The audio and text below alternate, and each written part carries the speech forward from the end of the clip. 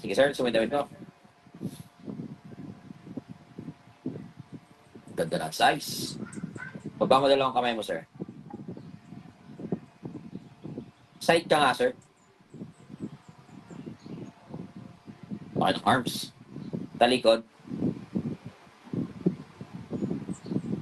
Sige, pika.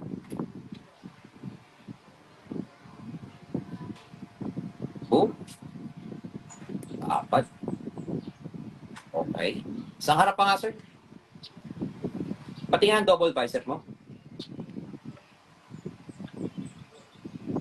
Okay. Laki ng arms.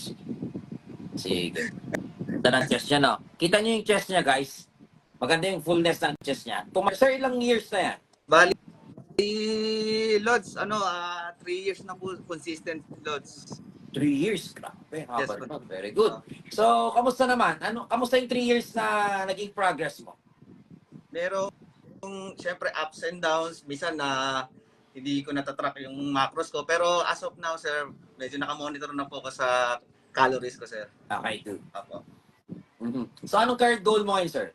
Bali, sir, plan ko kasi medyo problema ko yung low belly ko. Parang gusto ko kahit pa paano magkaroon na ng abs. Opo. Gusto mo na mag-cut, kumbaga. Opo, sir. Okay. Opo. So, sige. Lumalaro ka ba, sir, or hindi? Plan po sana this June kasi yung gym po namin merong palaro this coming June. So sa gym lang mismo. Opo. Anong balak mo laruan? Physique, bodybuilding?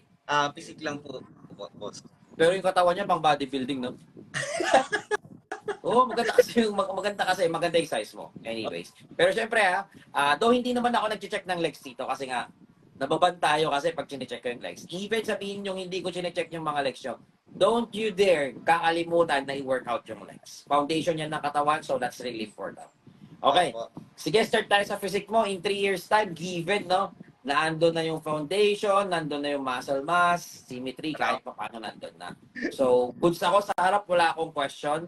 Sa side mo, yung shoulder mo lang, medyo nangangamba ako. Sir, kung mapapansin mo yung bicep and tricep mo, sobrang well-developed, ang lalaki nila. Kung nag-side ka, makikita mo halos matapunan na yung shoulder. Though hindi pa naman natatapunan, pero sana hindi umabot sa puntong mas lumaki ng todo yung bicep and tricep sa shoulder natin. So, Lalo kung may gusto...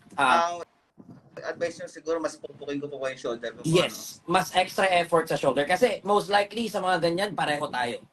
Ang jeans ko kasi laki hindi ng arms. Hindi ako nag-workout ng arms pero sobrang laki ng arms ko. Pero sa akin okay lang dahil I'm a bodybuilder. So sa mga bodybuilder okay lang na malaki ang arms. Pero if you're planning to compete physique, most likely hindi akma kung sobrang laki ng arms natin over our shoulder. Okay? Yung problema arms ko, ang dali niya ma-develop compared sa shoulder ko.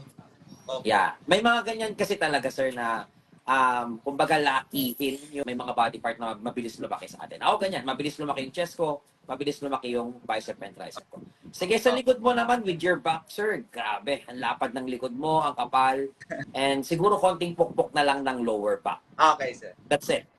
Sa chest mo, wala akong question. Very good yung chest niya kasi full na full yung chest. So, konting effort lang siguro sa shoulder, sir, tsaka lower back, and that's it. Or wag natin masyadong pukpukin yung arms natin. Limitahan natin yung workout sa arms, extra effort sa shoulder.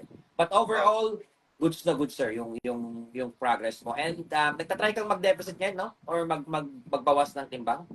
Yes po. So, Kasi advice ko lang sa'yo, yun nga, kailangan i-focus natin yung pagtatrack ng macros natin. You need to go on caloric deficit kasi alam mo naman yan, medyo matagal ka na sa fitness industry, wala talagang specific workout na makakapagpababa ng fats natin, na makakapagpalabas ng abs natin. The only way that you can do is to go on caloric deficit, add ka ng cardio, add ka ng core exercise, and continue yung workout, consistent sa workout tsaka rest para mas mabilis bumaba yung body fats natin. But of course, huwag nyo rin kakalimutan na during deficit kasi ang aim natin is bumaba ng todo yung body fats. Yeah, doon na tayo.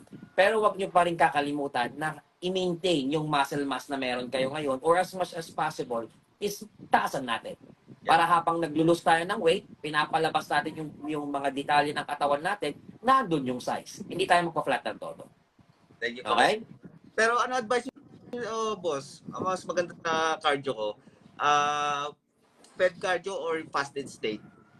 pwede namang fasted state, though may mga nabasa akong pag-aaral. Yes, may konting difference naman, additional burn pag naka-fasted state ka. But still up to you. Again, pag tinatanong sa akin yan, depende dun sa availability mo. Kung saan ka available. Kung available ka ng fasted state, go ahead. Kung available ka na after workout, much better. But if you tend to work out before, if you tend to do cardio before workout, dapat may allotted time ka. Huwag yung cardio ka tapos diretso sa gym. Hindi yun recommendable. So as much as possible, cardio, couple of hours, kumain ka, and then go to the gym.